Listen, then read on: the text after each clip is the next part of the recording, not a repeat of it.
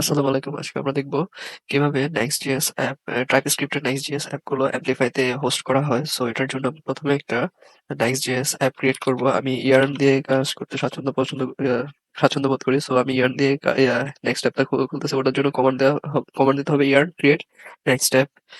এই কমান্ড দিলে ওরা একটা নেক্সট অ্যাপ ক্রিয়েট করে দিবে এবং ওরা কিছু প্রশ্ন জিজ্ঞেস করবে। সো আমি ওরা অ্যাপের নাম জিজ্ঞেস করছে, ওটার নাম দেবো সমীক্ষণ অ্যাডমিন নেক্সট জিএস। ওরা আমরা কি টাইপস্ক্রিপ্ট ইউজ করবো নাকি না, ইয়েস। আমরা কি ইসলেন্ট ইউজ করবো, ইয়েস। তারপর হচ্ছে আমরা কি টেলভিট ইউজ করতে চাচ্ছি, ইয়েস। আমরা কি সোর্স ডিরেক্টরি ইউজ করবো নাকি source directory app directory direct use করবো। সো এখানে আমরা সোর্স ডিরেক্টরিটা ইউজ করি। অ্যাপ ডিরেক্টরি ইউজ করলেও হোস্ট করতে দেওয়ার কোনো প্রবলেম হয় না, সেম প্রসেসেই গেলেই চলে। সো এই আমরা সোর্স ডিরেক্টরি সিলেক্ট করলাম। তারপর হচ্ছে অ্যাপ রাউটার ইউজ করবো নাকি পেজ রাউটার ইউজ করবো। সো আমরা অ্যাপ রাউটারটা ইউজ করবো। আর আমরা ইম্পোর্ট কি কাস্টমাইজ করতে চাচ্ছি নাকি চাচ্ছি না, আমরা নো দিয়ে দিয়েছি। সো একটা অ্যাপ ক্রিয়েট করছে টাইপস্ক্রিপ্টের।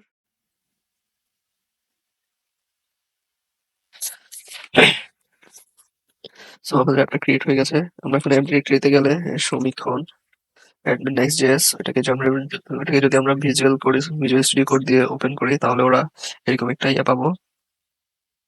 এই যে এখানে এই node modules public source source ডিরেক্টরির মধ্যে অ্যাপ আছে, অ্যাপের মধ্যে বিভিন্ন জিনিস আছে। তারপরে হচ্ছে আহ, আমরা প্যাকেজ ডট জেসনটা চেক করলে দেখবে এখানে আমাদের নেক্সট জেএস এর ভার্সন দেওয়া হয়েছে 4.1.0 এবং এই ভার্সনটা অ্যামপ্লিফাইতে সাপোর্ট করে না এখন পর্যন্ত। এই ভার্সনটা যদি হোস্ট করতে হয় আমাদেরকে ডকারাইজ করে এটাকে হোস্ট করতে হবে। আমরা এটাকে ডাউনগ্রেড করে আমরা 13.5.4 অথবা 13.5.6 নিয়ে যেতে পারি। দুইটা ভার্সনে কাজ করে অ্যামপ্লিফাইতে হোস্ট করার জন্য। তো আমরা এটাকে ডাউনলোড করার জন্য আমরা এই ফাইলটা এখানে প্যাকেজ ডট জেসনের মধ্যে 13.5.4 দিলাম। তারপর আমরা কি করব, yarn ডট লগ ফাইলটা আমরা ডিলিট করে দিব এবং নোড মডিউলসটা আমরা ডিলিট করে দিব। নোড মডিউলস ডিলিট করে দেওয়ার পরে হচ্ছে ওকে, নোড মডিউলস ডিলিট হয়ে গেছে এখানে। এখন আমরা অ্যাপটাকে ডাউনগ্রেড করতে পারবো। ডাউনগ্রেড করার জন্য ইয়ার ইনস্টল দিয়ে দিলে হয়ে যাবে।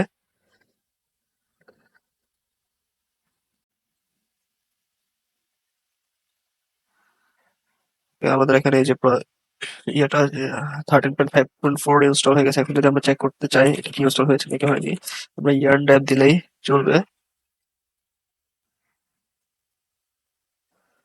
এই যে এখানে ইয়ার্ন ট্যাব দিলে আমরা 13.5.4 ইনস্টল হয়ে গেছে, অর্থাৎ আমরা সাকসেসফুলি ডাউনগ্রেড করেছি।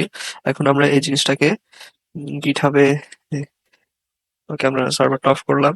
এখন আমার আরেকটা প্রজেক্ট আছে যেটা এটারই। সো আমরা ওই প্রজেক্টটা হোস্ট করব। সেম সেম কাজই করা আছে এখানে।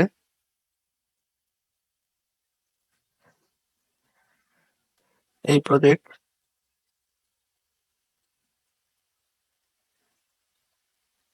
এই যে এখানে সোর্স সোর্সের মধ্যে হচ্ছে আমাদের অ্যাপ ডিরেক্টরি এবং বাকি সব কাজ।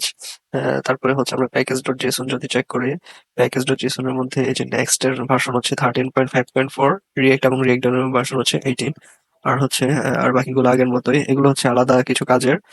So, এখন আমরা এই এই অ্যাপটাকে যদি আমরা ইয়াতে হোস্ট করতে হলে আমাদের প্রথমে এটাকে গিটহাবে অ্যাড করতে হবে। গিটহাবের রিপো গুলো ওখানে কোডগুলো পুশ করতে হবে। পুশ করার পর প্রসেসটা এখন আমরা অ্যামপ্লিফাইতে গিয়ে দেখাবো। দেখানোর জন্য হচ্ছে আমরা প্রথমে পাই, যদি এখানে না পাওয়া যায় এখানে গিয়ে সার্চ করলেই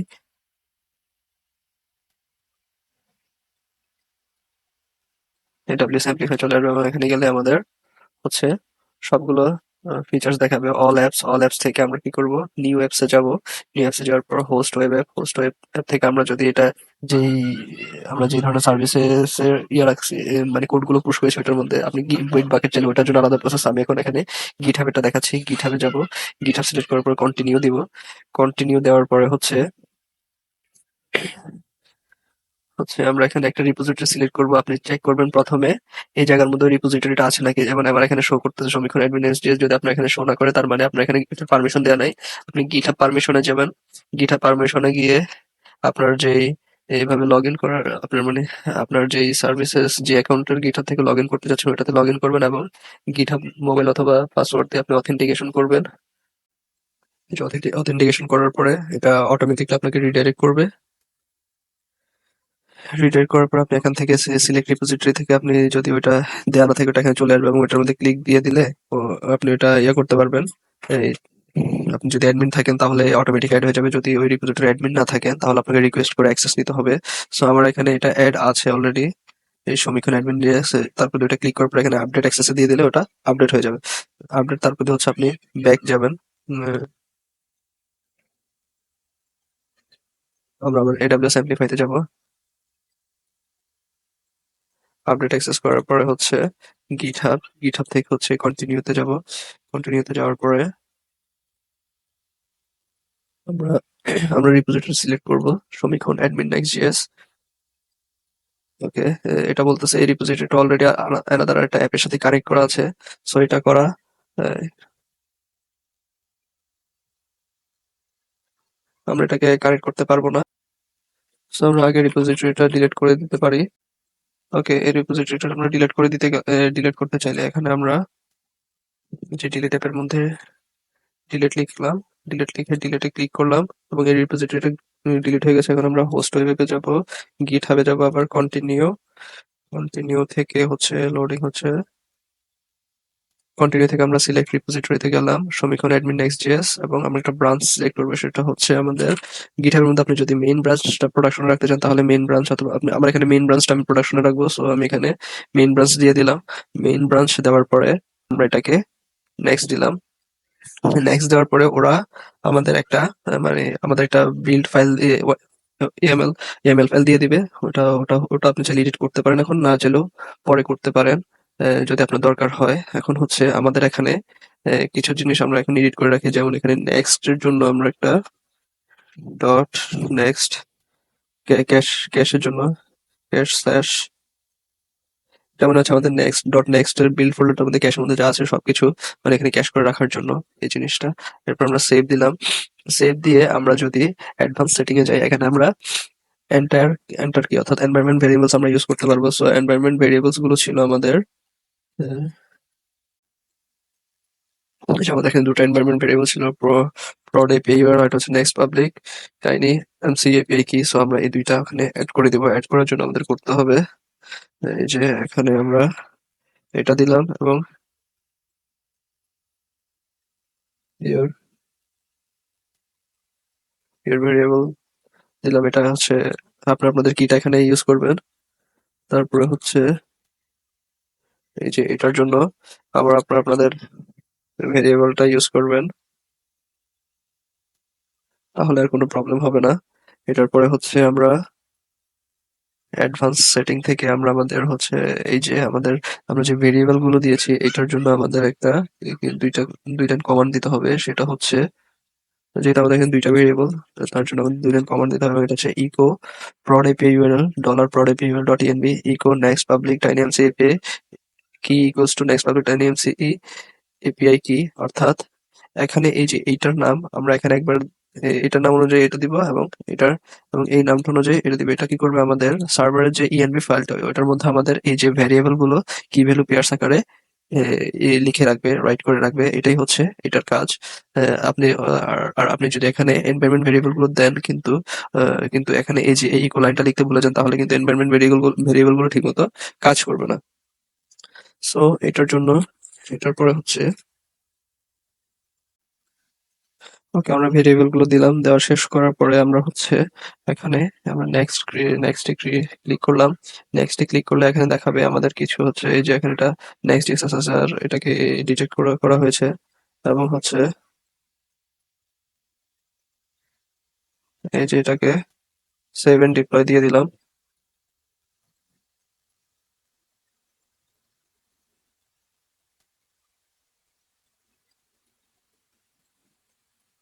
এটা বিল্ড হচ্ছে প্রফেশনের মধ্যে আছে এবং এটার পরে হচ্ছে আমরা এখানে কি দেখা যাচ্ছে, বিল্ড হচ্ছে বিল্ডে গেলে দেখা যাচ্ছে রিপোজিটরিটা ক্লোনিং হচ্ছে। এই যে এখন ব্যাকএন্ডটা আমাদের সাকসেসফুলি ঠিকই ছিল। ওইটা হচ্ছে মানে এটা ফ্রন্ট এন্ডের একটা এরর।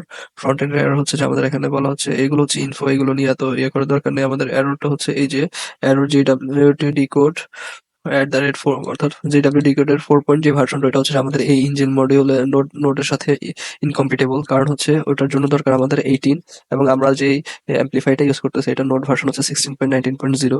এখন আমাদের এই জিনিসটা ফিক্স করতে হলে আমাদের হচ্ছে নোড ভার্সনটা ওভাররাইড করতে হবে, অর্থাৎ বাড়াতে হবে।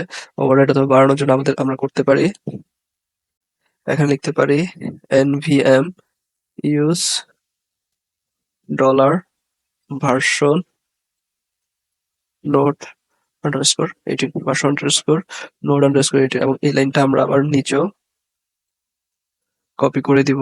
ওটা হচ্ছে বিল্ডের আগে। ওকে, তারপরে হচ্ছে আমরা এখানে চেক করতে পারি যে আমরা কোন নোড ভার্সনটা ইউজ করছি। ওকে, এই বিল্ড এটা চেঞ্জ করার পরে হচ্ছে এই যে এনভিএম ইউজ করছি, কারণ হচ্ছে আমাদের যেই অ্যাম্পলিফাই নর্মালি এনভিএম ইউজ করে নোড ভার্সনের জন্য। আমরা এটার বিল্ড কমান্ডটা আপডেট করে দিলাম। আপডেট করে দেওয়ার পরে আমরা যদি এখন ডোমেন ম্যানেজমেন্ট না, আমরা যদি এখন অল অ্যাপস থেকে সমীক্ষণে গিয়ে আবার হচ্ছে এই জিনিসটাকে আবার রিডিপ্লয় করে দিই, তাহলে আমরা চেক করতে পারবো আসলে কোনো সমস্যা। এই যে রিডিপ্লয়তে ক্লিক করলে এখন আমাদের নতুন যে বিল্ড সেটিং, ওই প্রসেস অনুযায়ী এই কাজটা সম্পূর্ণ হবে। ওকে, আমাদের প্রবেশন পিরিয়ড সাকসেসফুলি, দেন ডকার ইমেজ। ওকে, এখন আমরা ক্লোন হচ্ছে রিপোজিটরি ক্লোন শেষ। তারপর হচ্ছে নো ব্যাকএন্ড এনভায়রনমেন্ট ফাউন্ড, কারণ হচ্ছে এখানে কোনো ব্যাকএন্ড এনভায়রনমেন্ট আমরা কারেক্ট করে নিই অ্যাম্পলিফায়ার।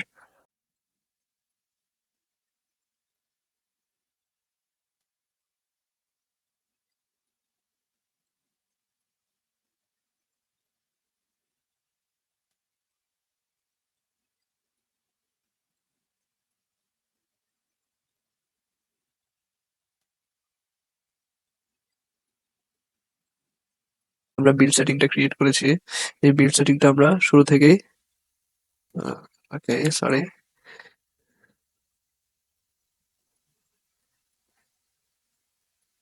ওকে আমি আমি এটা ভুল দিয়ে দিয়েছিলাম, এনবিএম এটা ইয়ার্ড ইউজটার আগে দেওয়া উচিত ছিল। সো আমরা আবার এই জিনিসটাকে রিডিপ্লে করে দেখি।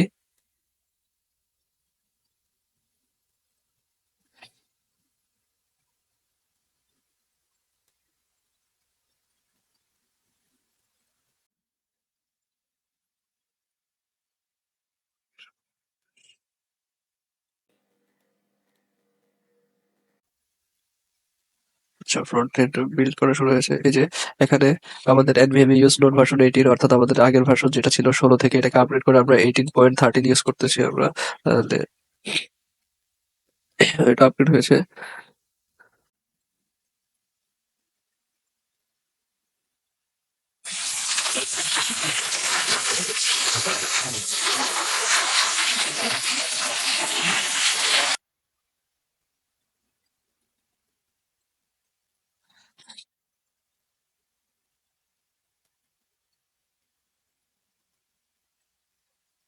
এই যে আমাদের এই জিনিসটা ইয়া হয়েছে, কাজ করতেছে। প্রি বিল্ড ফেজ আমাদের কাজ করছে, এবং নোড আমরা কখন ইউজ করতে, নোড ভার্সন 18.13 আমরা ইউজ করতেছি। এই যে এবং এখানে যে পেজ গুলো, এগুলো সবগুলো পেজ জেনারেট হয়ে গেছে, এবং আমাদের যে ক্যাশিং কমপ্লিটেড, আপলোডিং ক্যাশ আর্টিফ্যাক্টস, অর্থাৎ যে আমাদের ক্যাশটা দরকার ওটা হয়ে যায়, এবং এটা কাজ করছে। এটা কাজ করার পরে হচ্ছে এটা এখন ডিপ্লয় প্রসেস আছে। ডিপ্লয় কমপ্লিট হয়ে গেছে। এখন যদি আমরা এই লিঙ্কটাতে ক্লিক করি, এটা আমাদেরকে এই যে পেজটাতে নিয়ে যাবে, অর্থাৎ এই আমাদের সবকিছু সাকসেসফুলি কাজ করছে। সো যদি এটা লগ আউট করে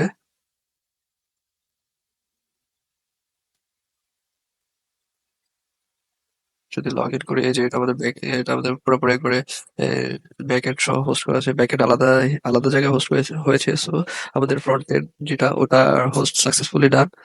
সো আপনারা তাহলে বুঝেই গেছেন কিভাবে কি করতে হবে। এবং এটার মধ্যে যদি অনেক সময় আমরা ডেভেলপমেন্টে কাজ করার জন্য আমাদের আরেকটা সার্ভার লাগে, সরি ডেভেলপমেন্ট প্রোগ্রেস শো করার জন্য আমাদের একটা ইয়া থাকে, এবং ওইটার জন্য আমরা যদি আমাদের এখানে ডেভ নামে একটা ব্রাঞ্চ আছে যেটার মধ্যে আমরা ডেভেলপমেন্টের কোড পুশ করে রাখি, সো এটা যদি আমরা নেক্সট দিয়ে সেভ এন্ড ডিপ্লয় কানেক্ট করে দিই, তাহলে এটা হচ্ছে এখানে ডেভ ব্রাঞ্চটাও মানে নিউলি হোস্ট হবে। অর্থাৎ আমরা যদি ডেভ এখন যদি আমরা ডেভ ব্রাঞ্চে পুশ করি, তাহলে এই যে এই ডেভের যে ভার্সনটা ডেভ ভার্সনটা আপডেট হবে আমরা, এবং এই যে এই লিঙ্কটাতে আমরা শো করতে পারবো। আর যদি আমরা কোডগুলো মেইন ব্রাঞ্চে নিয়ে যাই, তাহলে হচ্ছে মেইন ব্রাঞ্চটা আপডেট হবে এবং কোডগুলো আমরা এখানে করতে পারবো। সো এটাও কমপ্লিট হয়ে যাবে কিছুক্ষণের মধ্যেই।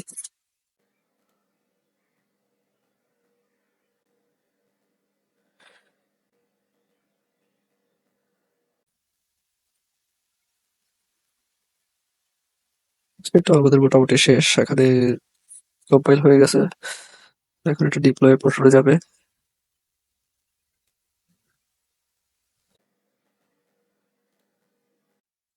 আচ্ছা, এটা ডিপ্লয়মেন্ট কমপ্লিট হয়ে গেছে 4 মিনিটের মধ্যে। সো আমি যদি এখন এটা ওখানে যাই, মেইন ডোমেনটাতে চেক করলে এই যে আমার কিন্তু সেম জিনিসটাই শো করতেছে।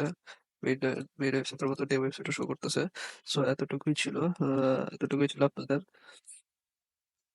TypeScript project. Normally TypeScript project আপনারা যদি এখানে বিল্ড সেটিং এর মধ্যে এনভিএম ইউজ না করে প্রথমে ট্রাই করবেন। যদি আপনাদের কোনো ভার্সনের জন্য নোটটা আপডেট করা লাগে, তখন আপনারা এই জিনিসটা ইউজ করলেই চলবে। NVM use $, version note 18, same কথা এটা এবং এটা। ঠিক আছে? তো এটার জন্য হচ্ছে যদি ভার্সন আপলোড করা লাগে, তখন আপনাদের এই লাইনটা ইউজ করতে হয়। না হলে হচ্ছে নরমাল ভার্সন যদি চলে, তাহলে আর কোনো প্রবলেম নেই। সো আপনাদের ফুল কিভাবে পোস্ট করতে হয়, এটা প্রায় এতটুকুই ছিল। এতটুকু ধৈর্য সহকারে দেখার জন্য ধন্যবাদ। আসসালামু আলাইকুম।